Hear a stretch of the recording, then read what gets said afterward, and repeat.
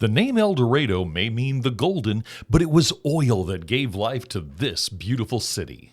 I didn't know what to expect when I decided to do a video on El Dorado. It's not necessarily top of mind when you think of tourist towns, but immediately I was struck by the beautiful city and the bustling traffic. In fact, in 2009, it was voted America's best downtown. The city square is centered around the beautiful Union County Courthouse built in 1927. It's surrounded by 40 freestanding Ionic columns. There's a beautiful two-story atrium with impressive Art Deco accents. Around the courthouse, you're going to find a vibrant, lively downtown filled with all kinds of unique shops, boutiques, antique stores, and beautiful artwork. In fact, in El Dorado, people actually still get out and walk around the square. Again, I can see why it was voted America's best downtown.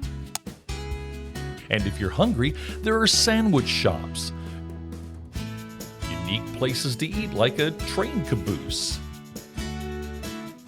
There are bistros, and according to some locals, the best Italian food in town at La Piazza. Just a block or so off the main square, you'll find Oil Heritage Park. This park celebrates the history of the South Arkansas oil boom and the role it played in the city's history. But it's also a great place to sit down, relax, and maybe have a picnic.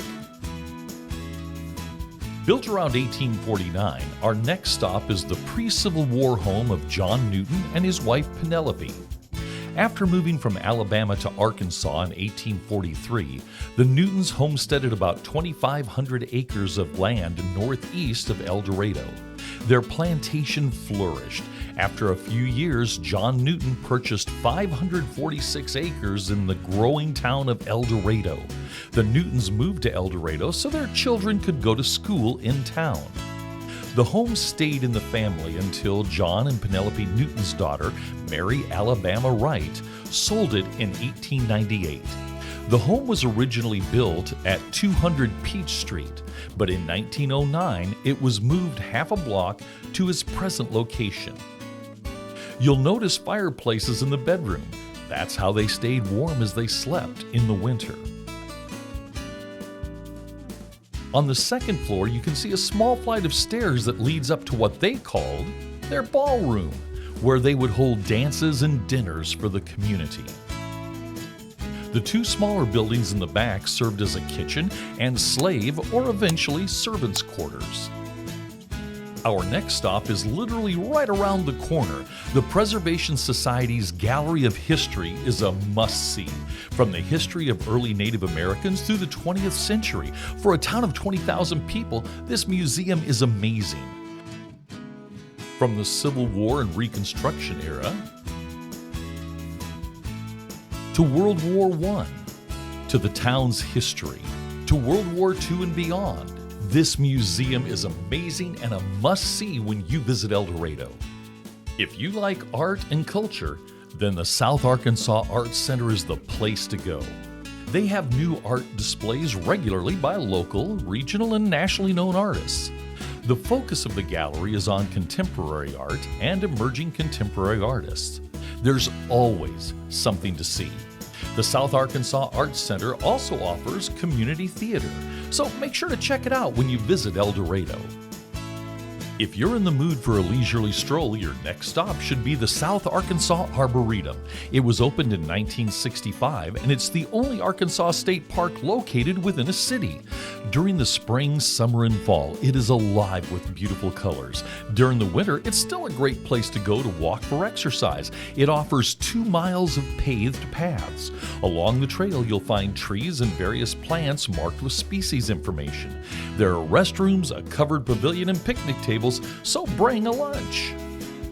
If it's music you're looking for, the Murphy Arts District is the place to head.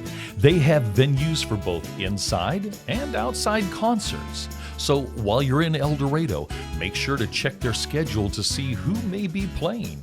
Who knows, it could be a nationally known band. In addition, if you're in the Murphy Art District and you're looking for fine dining, Madhouse is open on weekends, but I'd call ahead for reservations. The Murphy Art District is also a place to find some great history. When Spanish and French explorers arrived in the area, the Native Americans who had lived here for thousands of years were called Quapaw.